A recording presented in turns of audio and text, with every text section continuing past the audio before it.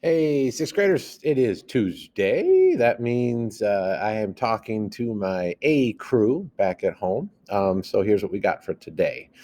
We're actually going to hit two forms of figurative language today. Two.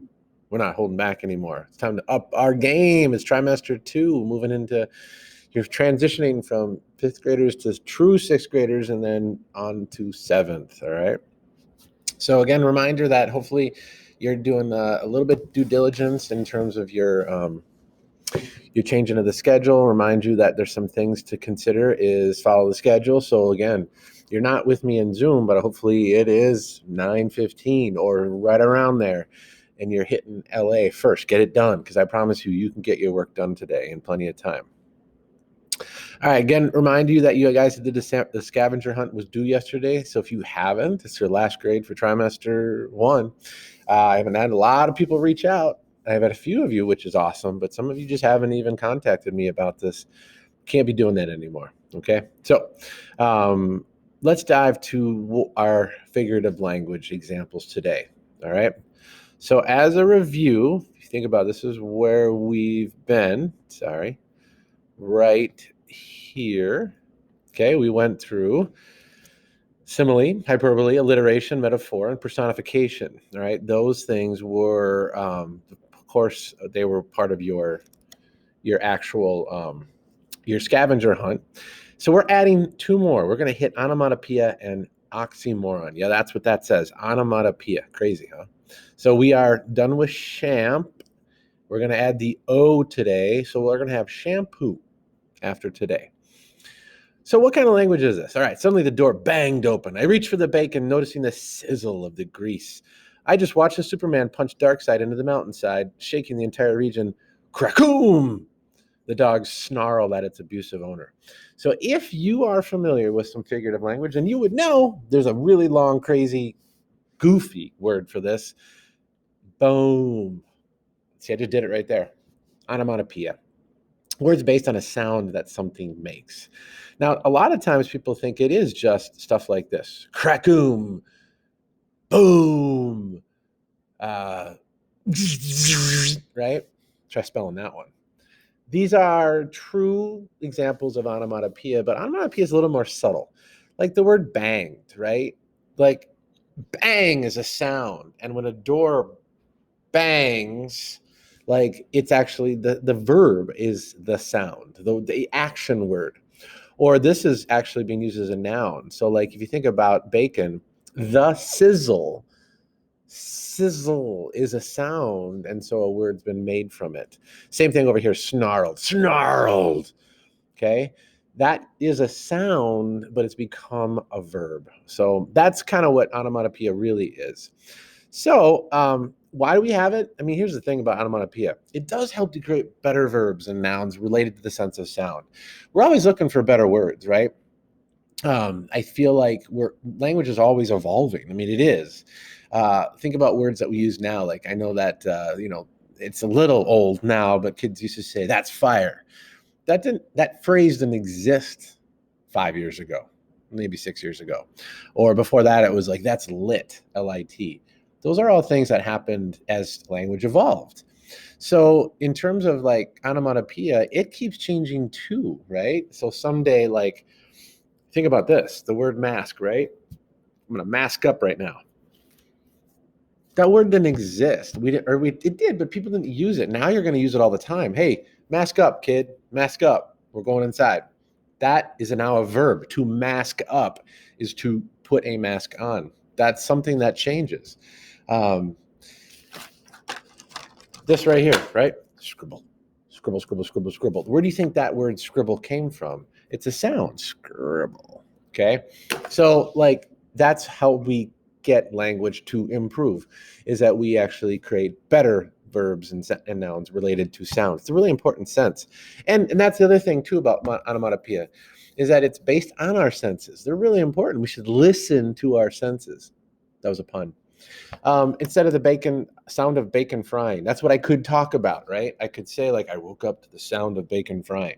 Or I could say I woke up to the sizzle of bacon. So I got more out of the sentence in smaller number of words. Or instead of the dog sounded furious, which is true, what if I said the dog growled? Okay, that's less words, but more meaning. And then lastly, instead of the door opened loudly, why don't I just use the word banged? It takes care of the whole thing. So I'm getting like one word equals 2 or 3. That's better writing.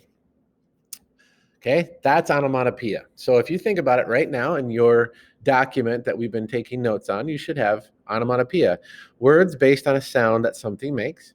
And I'll give you this example. The bacon began to sizzle on the griddle. Ooh, that's even got a nice ring. Okay, that's onomatopoeia. All right, number 2 is this. That dog is beautifully horrifying. That is one of the most painfully comforting things you've ever said to me. That moron is in government intelligence. Ooh, there's a rip on the government. And I have a cat that is so ugly, it's actually cute. So if you notice what's going on here, these are opposites, right? Beautifully horrifying. Total opposites. Painfully comforting. Government intelligence. That's an oldie. That's an old joke, right? If you're in government, you can't be intelligent. So it's like people say it's an opposite. I don't really believe that, but it's fun. And I have a cat that is so ugly that it actually becomes cute. These are what are called, boom, oxymorons. I love that word, oxymoron. Not calling anyone that, it's just got a nice ring to it. These are phrases that put two opposites or contradicting words or ideas together. They're fun, and actually they're really kind of powerful because here's what they do. They bring a lot of attention to an image or idea. If I am a writer and I find a way to sneak an oxymoron in my writing, it's going to, second bullet point, make the reader go, what? And it's going to focus their attention on that. And they're going to have to ponder what's going on. Like if I give you this statement, that dog is beautifully horrifying, you're going to have to sit there and go, what the heck does that mean? Or this one, what is something that is painfully comforting that you've ever said to me? What does that even mean? I mean, God, it could mean that I hate you and you've comforted me, and it's painful for me to accept that you're comforting me. Think about all the complexity of that. Like, it's complicated.